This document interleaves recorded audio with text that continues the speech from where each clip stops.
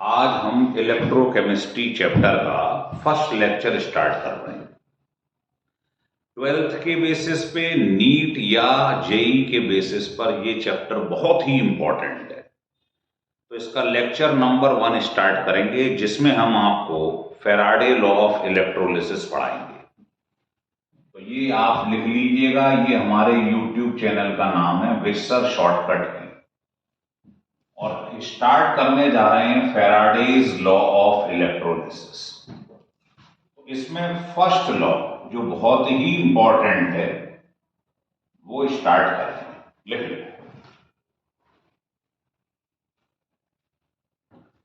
तो first law क्या है, जरा ध्यान दें। ये हमारे पास एक इलेक्ट्रोलिटिक सेल है।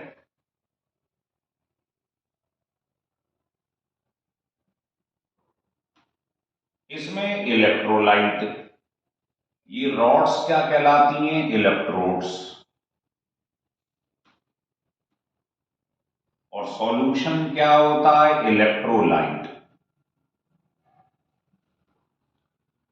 और ये कॉम्बिनेशन ऑफ सेल, इसको बैटरी कहते हैं। अब जैसे ही आप ऊपर से करंट पास कराएंगे तो जो इसके अंदर इलेक्ट्रोलाइट है, मान लो जिंक सल्फेट, ये आयोनाइज हो जाएगा, इसकी लिसिस हो जाएगी। इलेक्ट्रिसिटी पास कराते ही लिसिस हो जाएगी, इलेक्ट्रोलिसिस। लिसिस मतलब टूटना। तो इसमें से जो कैटाइन है वो कैथोड पर लिबरेट होने लगेगी। कैथोड कैसा है? नेगेटिव। पॉजिटिव होता है एनोड। तो ये फर्स्ट लॉ यही है फैराडे का कि mass deposit at cathode, cathode पे जो मास डिपॉजिट होगा वो चार्ज के डायरेक्टली प्रोपोर्शनल है जो इसमें फ्लो करवाया जा रहा है। तो लॉ लिख लो, क्या है कि mass deposit at cathode is directly proportional to the charge flowing in the electrolyte. Flowing in the electrolyte. ये है फैराडे फर्स्ट लॉ। कि जो मास डिपॉजिट हो रहा है कैथोड पर वो चार्ज के डायरेक्टली प्रोपोर्शनल है जो इसमें पास कराया जा रहा है। अब आप अगर प्रोपोर्शनल हटाओगे तो एक कांस्टेंट लगाओगे। इसको बोलते हैं Z को electrochemical equivalent.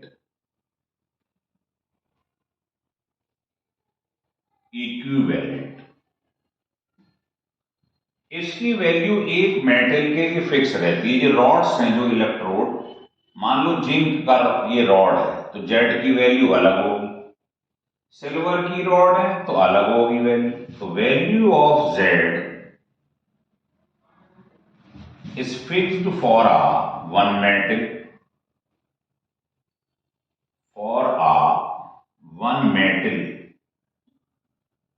and different for different metal. अलग अलग मेटल के लिए इसकी वैल्यू अलग अलग होती है। जैसे इलेक्ट्रोड सिल्वर का है तो Z की वैल्यू अलग होगी, अगर ये मैग्नीशियम का है तो अलग होगी। तो हर मेटल के लिए Z की वैल्यू अलग है, लेकिन एक मेटल के लिए इसकी वैल्यू फिक्स है। ठीक है, इसको मैं फर्स्ट इक्वेशन मान देता हूं। लिख लो।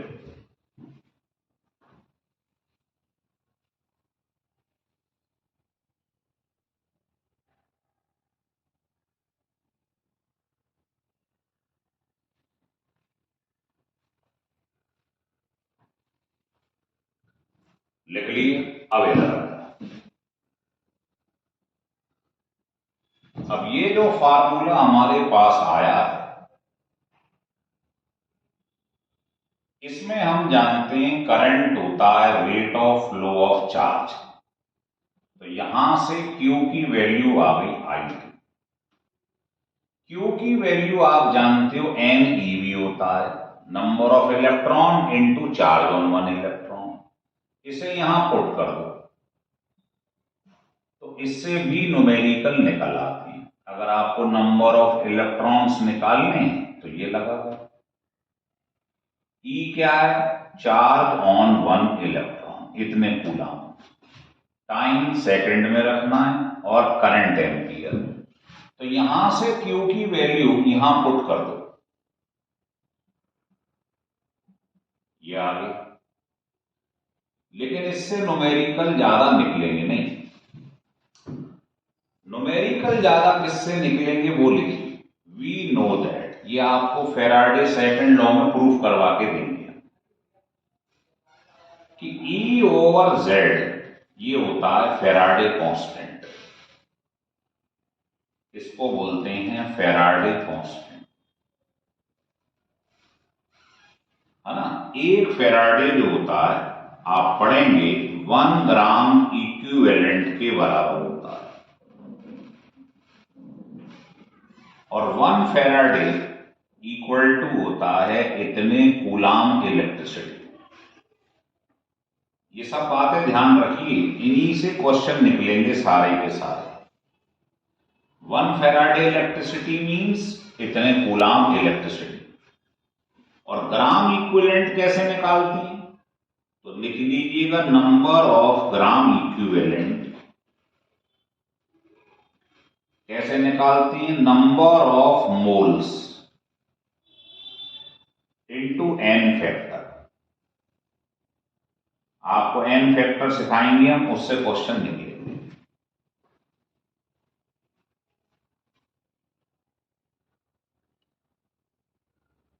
ये थोड़ा इसको लिख लें, ये साफ नहीं दिखाई दे रहा ना।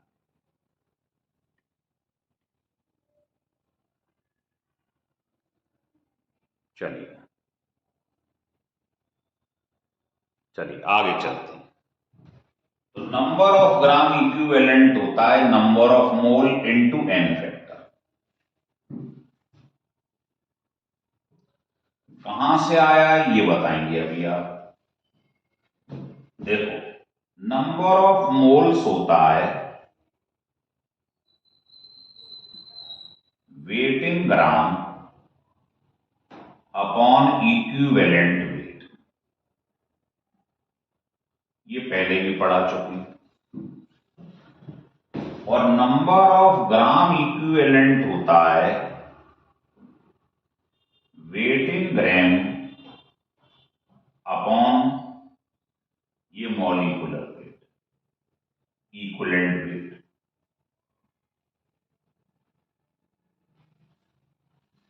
अब आप इन दोनों को डिवाइड कर दीजिएगा, है ना।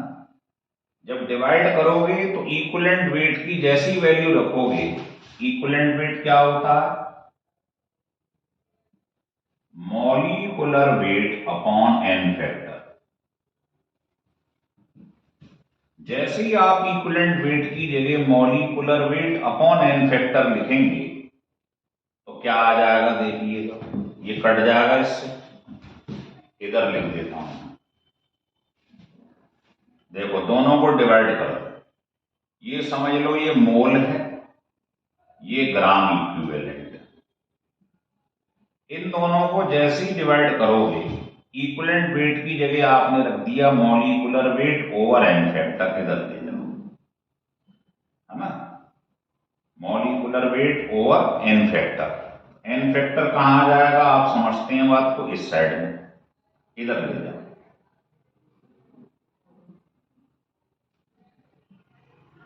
तो ग्राम इक्विवेलेंट कभी भी निकालने को आ जाए तो मोल इनटू एन फैक्टर कर देना, आंसर आ जाएगा। पेपर में मोल दिए होंगे और एन फैक्टर कैसे निकालते हैं वो मैं पहले वीडियो में बता चुका हूं। अभी तो सिंपल याद रख लो, नंबर ऑफ पॉजिटिव और नेगेटिव आयन, ये होता है एन फैक्टर। इस पर चर्चा करेंगे, है ना। पहले हम कर भी चुके हैं और कर लेंगे। तो आप ये समझो कि यहां से E ओवर जेड एफ होता है, ये अभी याद रखना है जब तक फेराडे सेकंड लॉ नहीं पढ़ाया जाए। E क्या है? Equivalent wait. Z क्या है? Electrochemical equivalent. और F होता है फैराडे कांस्टेंट। एक फैराडे में बराबर होता है 1 ग्राम इक्विवेलेंट। और फैराडे की वैल्यू ये होती है। आप कहेंगे ये कहां से आ गई? तो मैं भी आपको फार्मूले बताऊंगा, वहां से समझ में आ जाएगा। चाहो तो देख। 3 फार्मूले याद रखना, बहुत ही इंपॉर्टेंट है। इधर लिख देता हूं। एक होता है फन्नी, ये फार्मूला।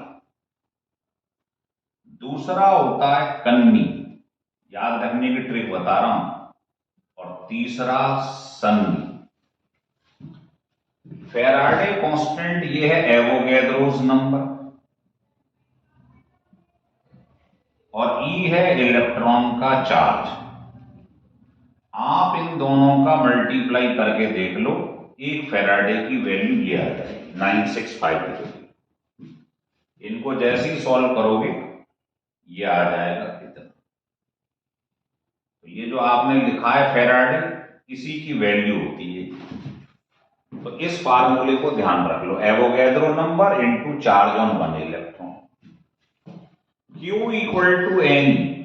Q क्या है? Total charge. E है charge on 1 electron, N number of electron, ये लिखा हुआ है।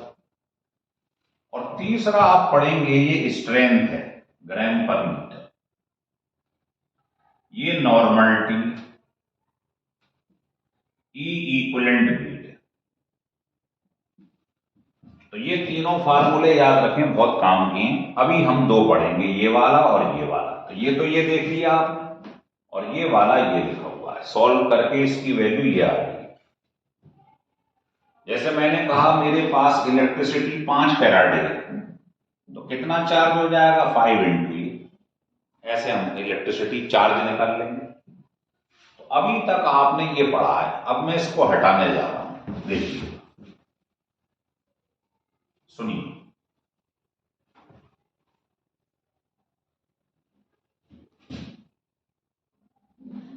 देखिए, फार्मूला हमारे पास ये आ गया, ध्यान दें जरा। इसमें मुझे बताया था कि E ओवर Z होता है, तो यहां से Z उधर ले जाओ, F नीचे। तो बताओ Z की वैल्यू ये हो गई, और IT की जगह IT लिखा हुआ। और F की वैल्यू मैंने अभी अभी आपको बता दी थी कितनी होती है फैराडे की। तो ये समझ लीजिए सबसे कीमती फार्मूला ये है, इसी से मैक्सिमम न्यूमेरिकल सॉल्व होते हैं। लेकिन इसमें ध्यान ये रखना है, जो मास है ये हमेशा ग्राम में लेना, टाइम हमेशा सेकंड में, और जिसका मास है उसी का इक्विवेलेंट वेट लेना है। जैसे मैंने आपसे कहा ये एक सेल है, ये सेल है, और इसमें जिंक सल्फेट है। तो अब जब हमने इसमें इलेक्ट्रिसिटी पास कराई, तो बताओ यहां कितना जिंक लिबरेट होगा? तो मैं किसका मास पूछ रहा हूं डिपॉजिट होगा? जिंक का, है ना। तो आपको यहां पर मास जिंक का है, तो इक्विवेलेंट वेट भी जिंक का ही रखना है, जिंक सल्फेट का मत रख देना। जिसका मास उसी का इक्विवेलेंट वेट, ऐसे ध्यान रख लो बस। और इक्विवेलेंट वेट निकालने का फार्मूला होता है, अगर एटम ये अपॉन n फैक्टर, और अगर मॉलिक्यूल है ये फार्मूला। अब इसे कैसे यूज करेंगे वो मैं अभी लगा के दिखाऊंगा क्वेश्चंस। n फैक्टर आपको बताया पॉजिटिव या नेगेटिव आयंस। लिखो,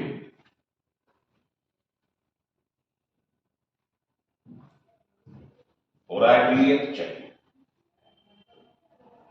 तो अभी तक जो आपने फार्मूले पढ़े ये वाला, इसको यहां लिख रहा हूं, m equal to EIT upon 9650, ये वाली इक्वेशन। हो सकता है पेपर में मास ना दे, तो आपको वॉल्यूम और डेंसिटी दे, तो मास हो गया वॉल्यूम इनटू डेंसिटी।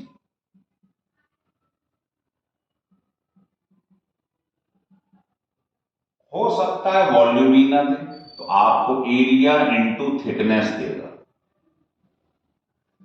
मतलब मतलब बता रहा हूं किस किस टाइप के क्वेश्चन पेपर में बन सकते हैं, ऐसा भी हो सकता है। ये ध्यान रखना, ये मास ग्राम में था सीजीएस सिस्टम में, तो एरिया आपको सेंटीमीटर स्क्वायर, थिकनेस सेंटीमीटर और डेंसिटी ग्राम पर सेंटीमीटर क्यूब में रखनी है, ये गड़बड़ ना हो जाए। तो ये भी यूज होगा, ये भी यूज होगा, ये भी यूज होगा। एक और देखिए वैरायटी, हो सकता है पेपर में आपको करंट ना दे, तो आपको पावर और वोल्टेज देगा। आप जानते हो पावर होता है वोल्टेज इनटू करंट, तो यहां से करंट की वैल्यू निकाल लो और यहां पुट कर दो। इससे भी क्वेश्चन सॉल्व होंगे, ध्यान रखना। तो ये सब इंपॉर्टेंट फार्मूले, और इसी में एक फार्मूला है करंट एफिशिएंसी, है ना। तो करंट एफिशिएंसी कभी निकालनी हो, इसको ईटा से रिप्रेजेंट करते हैं। तो ये होता है output current upon input current into 100, percentage में आंसर आ जाए। समझ गए। तो ये 7th फार्मूला, इन्हीं फार्मूलों को यूज करके हम क्वेश्चन निकालेंगे। बस ये ध्यान रखना, बड़ा इंपॉर्टेंट चीज है। जितने भी फैराडे इलेक्ट्रिसिटी दी हो, है ना, तो लिख लो नंबर ऑफ फैराडे, ये इंपॉर्टेंट चीज है, equal to number of gram equivalent. और ग्राम इक्विवेलेंट जब निकल आए तो नंबर ऑफ ग्राम इक्विवेलेंट होता है मोल्स इनटू एन फैक्टर। ये बहुत इंपॉर्टेंट पोर्शन है, ध्यान रखें। अब मैं आपको इक्विवेलेंट वेट पे थोड़ी सी चर्चा करके दिखा देता हूं, नहीं तो आप परेशान हो जाओगे। लिख लो,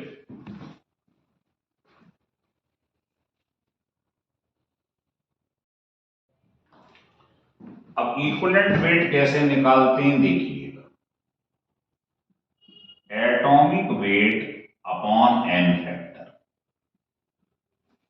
जैसे पेपर में किसी ने कहा ये जिंक है, जिंक सल्फेट, इसे तोड़ दो, तो इसका इक्विवेलेंट वेट क्या होगा? एटॉमिक वेट पेपर में आपको गिवन होगा, और जो चार्ज होता है वही एन फैक्टर होता है। इक्विवेलेंट वेट निकला। जैसे कोई आपसे कहे कि ये क्लोरीन है, अब क्लोरीन तो आप ऐसे भी लिख सकते हो, ऐसे भी लिख सकते हो। किसी ने कहा क्लोरीन का इक्विवेलेंट वेट निकालो, तो इक्विवेलेंट वेट आप ये बताओ ये क्या है? एटम। एटम हो तो ये लगा दो, atomic weight upon valency, positive या नेगेटिव। वैलेंसी हमेशा पॉजिटिव होती है, तो हमें मैग्नीट्यूड लेना है जो भी चार्ज है। अगर ये मॉलिक्यूल है तो इसको ब्रेक कर देना, मॉलिक्यूल हो तो ब्रेक कर दो। अब इक्विवेलेंट वेट कैसे निकालेंगे? मॉलिक्यूल के लिए molecular weight upon N factor. तो क्लोरीन का मॉलिक्यूलर वेट पेपर में गिवन होगा, और इसको ब्रेक करने पे मालूम पड़ेगा कितना चार्ज है, 2 नेगेटिव है, तो आंसर सेम आएगा, चाहे ऐसे कर लो चाहे ऐसे कर लो। मॉलिक्यूल हो तो ब्रेक कर लो, फार्मूला ये लगा दो, ब्रेक करने पे मालूम पड़ जाएगा कितने पॉजिटिव या नेगेटिव आयन है, वही एन फैक्टर होता है। एटम है तो आपको मालूम ही है उसके ऊपर चार्ज कितना है, लगा दो बस। तो इक्विवेलेंट वेट दोनों तरीके से सीख लो, एटम का कैसे निकालते हैं, मॉलिक्यूल का कैसे निकालते हैं, क्योंकि इस फार्मूले में बार बार ई यूज होगा, ध्यान रख लेना। जिसको ई नहीं निकालना आता वो क्वेश्चन नहीं कर पाए। तो ये सारे फार्मूले इंपॉर्टेंट है, इन पर बेस्ड क्वेश्चन मैं आपको बताऊंगा एक एक करके, ठीक है। देखिए,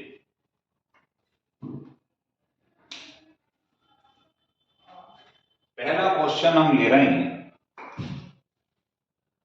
कि how much electricity is used, how much electricity is used for the liberation of 1 cc hydrogen at cathode। वो कह रहा है मैं कैथोड पर इतनी हाइड्रोजन चाहता हूं इकट्ठी हो जाए एस की, तो कह रहा बताओ इलेक्ट्रिसिटी निकालो, मतलब क्यू की वैल्यू निकालो। तो कैसे सॉल्व करेंगे देखिए। सबसे पहले आपको मालूम ही है जिसमें इलेक्ट्रिसिटी आती है वो फार्मूला ही है, IT की जगह क्यू लिख दिया। ये फार्मूला हम लगाने जा रहे हैं, लेकिन हमको सीसी दिया हुआ है, चाहिए मास। तो सीसी को मास में कैसे चेंज करते हैं, मोल कॉन्सेप्ट में बताया कि इतने सीसी, कोई भी चीज हो उसका वेट कितना होता है, ये 1 मोल है, तो 1 मोल का वेट होता है मॉलिक्यूलर वेट के बराबर। हाइड्रोजन का मॉलिक्यूलर वेट 2, मान लो ये क्लोरीन होती तो यहां 71 ग्राम आ जाता। तो इतने सीसी मतलब 1 मोल, तो 1 मोल का वेट होता है मॉलिक्यूलर वेट के बराबर। तो बताओ 1 सीसी का क्या होगा। तो इससे आपके पास वेट आ गया हाइड्रोजन, उसे यहां रख दो। ई कैसे निकालते हैं, इधर आ जाओ। हाइड्रोजन का, हाइड्रोजन क्या है, मॉलिक्यूल, ब्रेक कर दो। तो हाइड्रोजन का मॉलिक्यूलर वेट 2 और पॉजिटिव चार्ज कितना है, 2, ये इक्विवेलेंट वेट है। इन दोनों को पुट कर दो, आंसर आ गया। मास की जगह क्या रखोगे, ई की जगह क्या रखो, तो आपका आंसर कूलाम्स में आ गया, जो भी है। हो गया क्लियर। तो इससे क्यू निकल आएगा, इतने कूलम। तो समझ में आ गया। कभी सीसी दिया हो तो उसको मास में कैसे कन्वर्ट करते हैं, ऐसे कंपेयरिंग करा दिया करो, कंपेयरिंग करवा। मान लो इस सवाल को मैं बदल दूं, यहां लिख दूं 50 सीसी क्लोरीन, तो कैसे करेंगे बताइए। तो सबसे पहले सीसी को मास में चेंज करो, कैसे, इतने सीसी मतलब 1 मोल क्लोरीन है, तो इसका वेट कितना होगा, 1 मोल है, 1 मोल का वेट होता है मॉलिक्यूलर वेट के बराबर। तो 50 सीसी का निकाल, आ गई क्लोरीन, ये हो गया। सॉल्व करना नहीं बता रहा हूं, ट्रिक समझा रहा हूं। और जैसे ही आ जाए इसके बाद फार्मूले में रख, मास आ गया।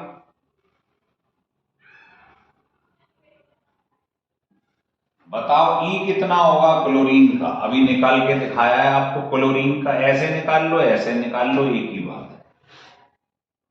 ये आ गया ई, और क्यू आपको फाइंड करना, इसको सॉल्व कर लो, क्यू निकल आएगा।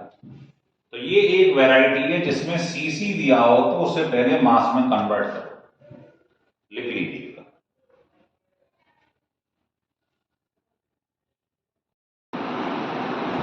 अब हम प्रैक्टिस करेंगे। देखिए फैराडे के जो आपको मैंने थ्योरी बताई है उस पर 5 इंपॉर्टेंट क्वेश्चन प्रीवियस ईयर्स में आए हुए ले लिए। बहुत ही इंपॉर्टेंट क्वेश्चन है, ढंग से देख लीजिए। देखो ये क्वेश्चन है पहला, solution of nickel nitrate is electrolysed between platinum electrode using इतने फैराडे इलेक्ट्रिसिटी। तो कह रहा है how many moles of nickel will be deposit. तो आपको मालूम है जब फैराडे दिए, पहला question, number of Faraday equal to क्या होता है, आपको सिखाया गया है नंबर ऑफ ग्राम इक्विवेलेंट, जाना गया। तो आपको जितने फैराडे दिए उतने ही ग्राम इक्विवेलेंट हो गए, और पूछ क्या रहा है, मोल। तो आप इसको ऐसे भी कह सकते हो कि number of Faraday, gram equivalent और मोल में क्या रिलेशन होता है आपको बताया है मैंने, मोल्स इनटू एन फैक्टर। तो मैंने ग्राम इक्विवेलेंट की जगह ये लिख दिया, खत्म क्वेश्चन। अब आपको देखो 0.1 फैराडे की मोल्स कैलकुलेट करनी, और जब आप कंपाउंड को ब्रेक करेंगे निकेल नाइट्रेट को, तो पूछ क्या रहा है how many moles of nickel. तो इसको आप जब ब्रेक करेंगे तो आपको निकेल के ऊपर चार्ज कितना मिलेगा, 2। वही तो एन फैक्टर होता है जो चार्ज होता है। भाई आप निकेल नाइट्रेट को ब्रेक करेंगे, अगर सोचिए ये निकेल प्लस नाइट्रेट, तो इस पे 2 माइनस है, इस पे 2 प्लस, तो जितना चार्ज होता है वही तो एन फैक्टर है। तो एन फैक्टर की जगह 2 रख दिया, फैराडे गिवन है, मोल्स निकाल लीजिए। एक एक लाइन के क्वेश्चन, तो आपके पास ये आंसर है। बिल्कुल इसी से मिलता जुलता सेकंड क्वेश्चन है। देखिए ये कह रहा है इतने फैराडे इलेक्ट्रिसिटी, तो इसमें अमाउंट बताओ इसकी और मॉलिक्यूलर वेट की। तो एक लाइन का क्वेश्चन कैसे, देखिए ये रिलेशन फिर लगा दो, number of Faraday equal moles into N factor, और मोल्स कैसे निकालते हैं याद करो, वेट अपॉन मॉलिक्यूलर वेट। बस खत्म क्वेश्चन। मोल्स की जगह वेट अपॉन मॉलिक्यूलर वेट रख दिया। अब देखो फैराडे गिवन वेट कितना है देख लीजिए, निकालना है। मॉलिक्यूलर वेट गिवन है ब्रैकेट में, और एन फैक्टर तो मैं मालूम ही है, जब इसे ब्रेक करूंगा मैं ऐसे, तो पॉजिटिव या नेगेटिव आइन कितने हैं, 2, वही एन फैक्टर। इसको सॉल्व कर लीजिए, आंसर आ रहा है।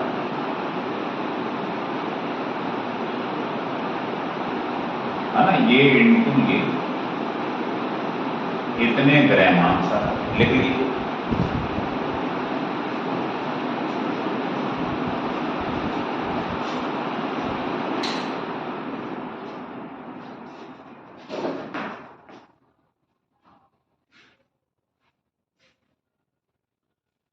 हो रहा है क्लियर? तो बिल्कुल एक ही तर्ज के सवाल हैं, जब भी फैराडे दिए हो क्वेश्चन में ये फार्मूला लगा दो। अब हम थर्ड क्वेश्चन देखेंगे। देखिए थर्ड क्वेश्चन जो है, इसमें भी देखो फैराडे दिया है 2 फैराडे, और हमसे मास पूछ रहा है। तो बताओ सेकंड और थर्ड में कोई अंतर है? कुछ नहीं। लेकिन क्यों करा रहा हूं ये मैं क्वेश्चन, ये सारे क्वेश्चन प्रीवियस ईयर्स में आए हुए। तो फार्मूला बताइए क्या बताया था कि नंबर ऑफ फैराडे क्या होता है, मोल। तो मोल की जगह रख दो weight upon molecular weight into N factor. तो देखिए इसमें 2 फैराडे के में मास निकालना है। अब जिसका मास निकालना है उसी का नीचे रखना है वेट। चाहे अगर आपको एटम की बात करें तो एटॉमिक वेट, मॉलिक्यूल के मास की बात करें तो मॉलिक्यूलर वेट। पिछले में मॉलिक्यूल का अमाउंट निकालना तो नीचे मॉलिक्यूलर वेट। अब आपको निकालना है एटम का मास, तो एटॉमिक वेट। और बताइए जब ये कॉपर सल्फेट ब्रेक करेगा तो कॉपर के ऊपर कितना पॉजिटिव चार्ज है, तो वो एन फैक्टर होता है। वैलेंसी जो होती है वो एन फैक्टर होता है। बस ये इससे कैंसिल हो जाएगा, ये आपका आंसर आ गया। तो 2 लाइन के सवाल हैं इस फार्मूले से, बहुत ही इंपॉर्टेंट फार्मूला। देखिए फोर्थ क्वेश्चन, अभी मैंने आपको बताया था किसी भी क्वेश्चन में अगर पावर और वोल्टेज दे दे और वेट पूछ रहा है कैडमियम, टाइम दे रहा, तो ये फार्मूला बहुत कीमती था, मैंने अभी आपको बताया।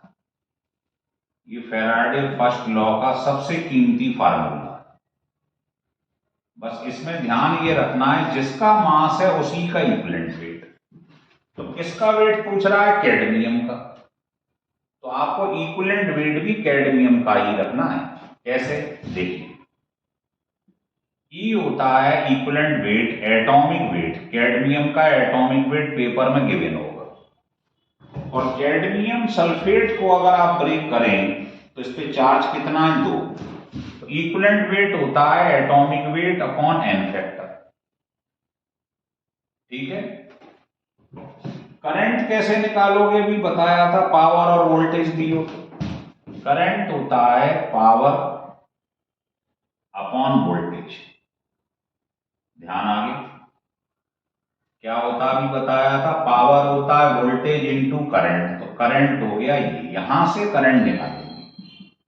टाइम दिया हुआ रखना है सेकंड में, तो हमें दिया हुआ है टाइम 10 आवर्स।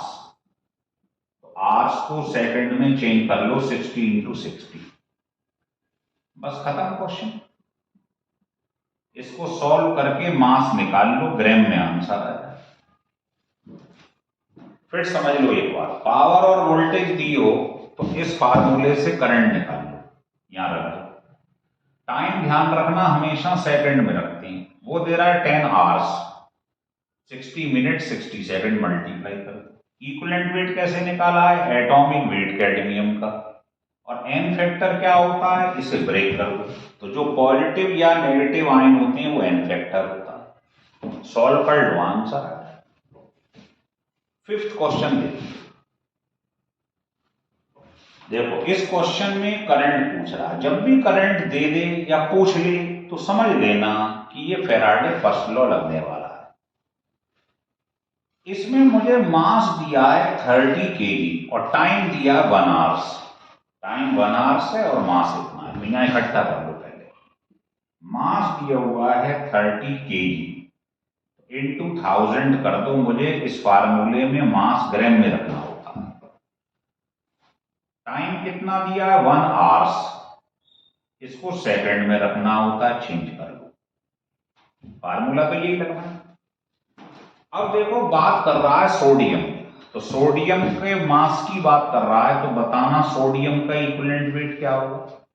एटॉमिक वेट दे देगा पेपर में, और सोडियम की वैलेंसी 1 होती है, एन फैक्टर। अब आप इन तीनों चीजों को इस फार्मूले में पुट कर दो। मास को ग्राम में, टाइम को सेकंड में, ई मालूम है, आई निकाल लो, बस खत्म। यही फार्मूला लगना है। क्लियर हो गया। तो ये पांचों क्वेश्चन फेराडे लॉ के ऊपर कराएंगे, अभी और भी करवाएंगे आपको, जिससे मास्टरी हो जाए। लिख लीजिए।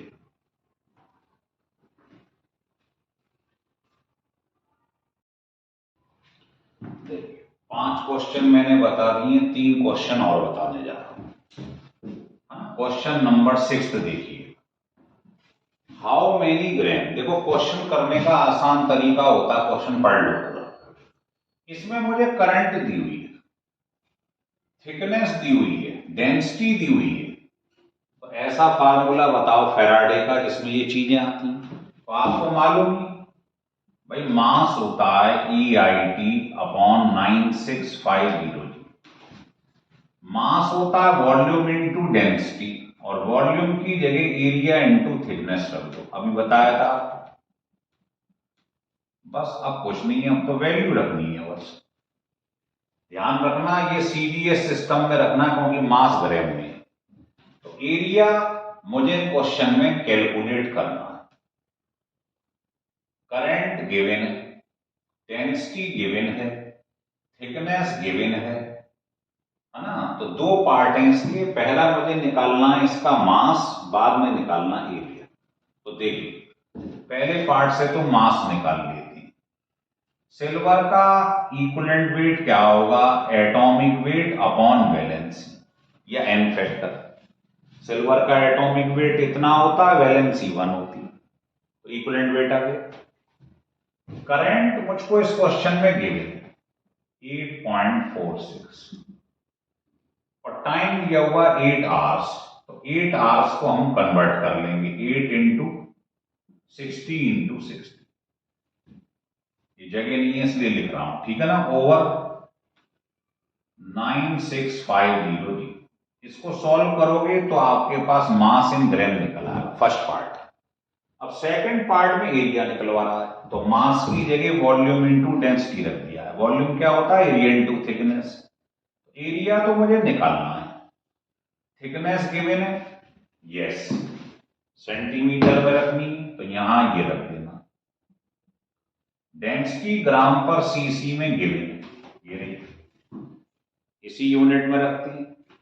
और ये तीनों चीजें मुझे पहले से ही मालूम है, ई मालूम है, आई मालूम है, टी मालूम है सेकंड में, बस एरिया निकाल लो। अब आप सेवेंथ क्वेश्चन देखिए।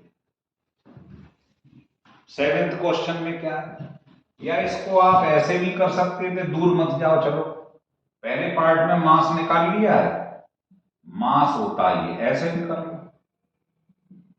एक ही बात है। पहले पार्ट से मास आ गया, थिकनेस गिवन है, डेंसिटी गिवन है, एरिया निकाल लिया, ऐसे कर, एक ही बात है। अब देखो ये क्वेश्चन बड़ा बढ़िया है, सेवेंथ क्वेश्चन। इसमें क्रोमियम मेटल दिया है, अगर कभी भी कोई इक्वेशन गिवन हो, ध्यान रख लेना, तो इसमें ये देख लिया करो कितने इलेक्ट्रॉन पार्ट ले रहे हैं 1 मोल के। अगर यहां 2 होता तो मैं इसे 3 लेता।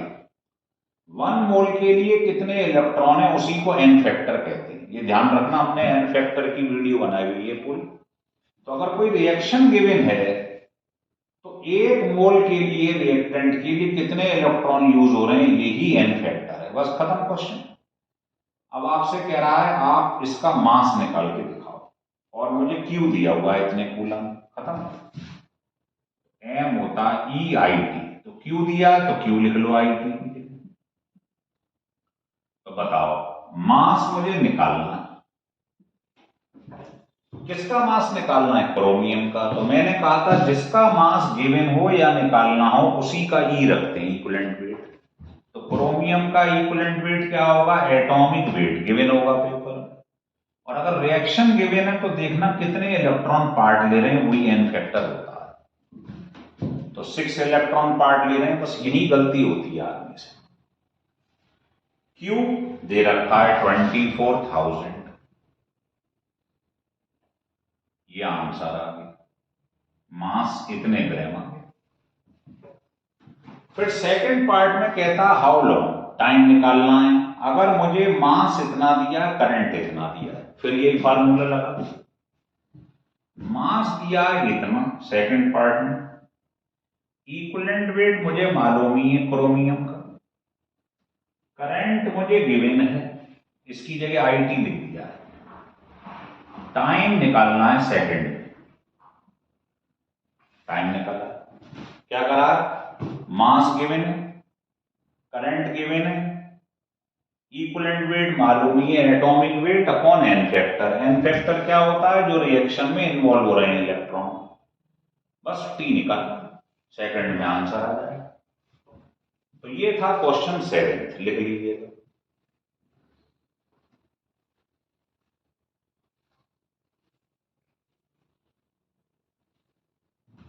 देखिए अब आपको क्वेश्चन बताते हैं लास्ट, इससे आपके फैराडे फर्स्ट लॉ के क्वेश्चन पे मास्टरी हो जाएगी। ये बड़ा अच्छा क्वेश्चन है। जिस भी क्वेश्चन में रिएक्शन दिया हो, ध्यान रख लेना जो इलेक्ट्रॉन इन्वॉल्व हो रहे हैं वही एन फैक्टर है। तो इसमें कह रहा है क्वांटिटी ऑफ इलेक्ट्रिसिटी का मतलब होता है क्यू निकालो। हो क्या रहा है? नाइट्रोबेंजीन कन्वर्ट हो रही है एनिलीन। तो इधर आ जाओ, ये लिखा हुआ है नाइट्रोबेंजीन। इसके लिए आपको ऑक्सीडेशन रिडक्शन जो पढ़ाया पहले वीडियो, उसे पढ़ लेना 11th में। नाइट्रोबेंजीन के रिडक्शन पे हमने क्या देखा? एनिलीन बन गई। तो इसमें कोई इलेक्ट्रॉन गिवन है? नहीं गिवन है, तो फिर एन फैक्टर कैसे निकालेंगे? चेंज इन ऑक्सीडेशन नंबर, ध्यान आ रहा है? तो इसमें जो मेन एलिमेंट है, जो वेरिएबल है एन, इसका ऑक्सीडेशन नंबर निकालो। C6H5 का क्या होता है? 1। एन निकालना है, O का होता है -2 × 2, यार इक्वल टू 0। ऐसे ही इधर आओ, C6H5 1, N कैलकुलेट करना है, H का +1 × 2, ये आ गया -3। तो इधर 3 आ रहा है, इधर -3, तो चेंज इन ऑक्सीडेशन नंबर को ही हम n फैक्टर कहते हैं। 3 में से -3 जाएगा तो क्या आ जाएगा, 6 ऐड हो जाएंगे। तो यही कलाकारी थी क्वेश्चन में और कुछ भी नहीं। अगर रिएक्शन में इलेक्ट्रॉन नहीं गिवन हो तो चेंज इन ऑक्सीडेशन नंबर निकाल लो, वही n फैक्टर होता है। अब आप सुनो क्वेश्चन, आपसे कह रहा है क्वांटिटी ऑफ इलेक्ट्रिसिटी Q निकालो और मास गिवन। तो बताओ, जब भी मास गिवन हो या पूछे ये लगा, यही फार्मूला सबसे इंपॉर्टेंट है, फैराडे फर्स्ट है। मास ग्राम में गिवन, इक्विवेलेंट वेट क्या होगा, तो ये देखा करो जिसका मास है उसका इक्विवेलेंट वेट। तो किसका मास गिवन है, 12.3 नाइट्रोबेंजीन का। तो इक्विवेलेंट वेट कैसे निकालेंगे बताइए, molecular weight upon n factor. तो आप नाइट्रोबेंजीन का मॉलिक्यूलर वेट चेक कर लो, ये आ जाता है। और रिएक्शन गिवन हो तो change in oxidation number n factor कहलाता है। तो E की जगह रख दो बस। ये इस क्वेश्चन की कलाकारी। आई वो कह रहा है मैं सिर्फ 50% यूज कर रहा हूं, करंट एफिशिएंसी 50% है, मतलब आई यहां 100% है, पर हमें कितना लेना है, 50%। आई का 50% यूज करना है बस, खत्म क्वेश्चन। मतलब आई नहीं लेना है, 50% लेना है। अब आप बताओ, क्या मैं इस आई इंटू टी की जगह क्यू लिख दूं, बस क्यू ही कैलकुलेट करना, खत्म क्वेश्चन। आई इंटू टी को क्यू लिख दो बस, यही तो निकालना है, quantity of electricity means Q. अब सेकंड पार्ट में कह रहा है अगर पोटेंशियल ड्रॉप 3 वोल्ट है तो एनर्जी निकालो कितनी कंज्यूम हो रही। तो ये तो फर्स्ट पार्ट था। तो आप मुझे बताओ एनर्जी या वर्क क्या होता है, आपने पढ़ा क्यू। भाई आप जानते हो पोटेंशियल डिफरेंस या पोटेंशियल ये क्या होता है, W upon Q, potential drop. तो वर्क या एनर्जी क्या होगा, क्यू। तो एनर्जी निकालनी है क्यू। अब क्यू तो इस वाले पार्ट से आ गया, और वोल्टेज गिवन है 3 वोल्ट, तो क्यू यहां से निकल आया, वोल्टेज 3 वोल्ट है, मल्टीप्लाई कर दो तो आपका आंसर जूल में आ जाए। तो ये बहुत बढ़िया क्वेश्चन है, ध्यान रखिए। पहले मास गिवन है, क्यू निकालना है, मास गिवन है, कलाकारी थी ई निकालने। तो कोई रिएक्शन दिया हो उसमें इलेक्ट्रॉन नहीं गिवन हो तो चेंज इन ऑक्सीडेशन नंबर निकाल लो, वही n फैक्टर होता है। तो इक्विवेलेंट वेट होता है, अगर मॉलिक्यूल की बात चल रहा हो ये, तो मॉलिक्यूलर वेट नाइट्रोबेंजीन का गिवन होगा पेपर में, n फैक्टर निकाल दिया है चेंज इन ऑक्सीडेशन नंबर, ये आपने ई की जगह रख दिया। करंट आपको ये 100% करंट है, पर वो कह रहा नहीं हम करंट एफिशिएंसी 50% है, तो आपको करंट का 50% लेना है बस। ये रख दो आप आई का 50% इंटू टी। अगले स्टेप में आई इंटू टी को क्यू लिख दो बस, क्यू निकालना। फिर कह रहा है हाउ मच एनर्जी, एनर्जी होता है क्यू इंटू वी इस फार्मूले से। भाई पोटेंशियल डिफरेंस या पोटेंशियल ड्रॉप होता वर्क अपॉन क्यू, तो वर्क हो गया क्यू वी, वर्क को ही तो एनर्जी कहते हैं। तो क्यू यहां से निकल आया और वोल्टेज दी हुई, एनर्जी निकल आई। तो मुझे लगता है ये 8 क्वेश्चन जो हमने फैराडे फर्स्ट लॉ के करे हैं ये बहुत ही इंपॉर्टेंट है। इनको अगर स्टिल करके हम कर लें तो मुझे लगता नहीं है कि आपका फैराडे फर्स्ट लॉ का कोई न्यूमेरिकल रुक जाएगा। लिख लीजिए।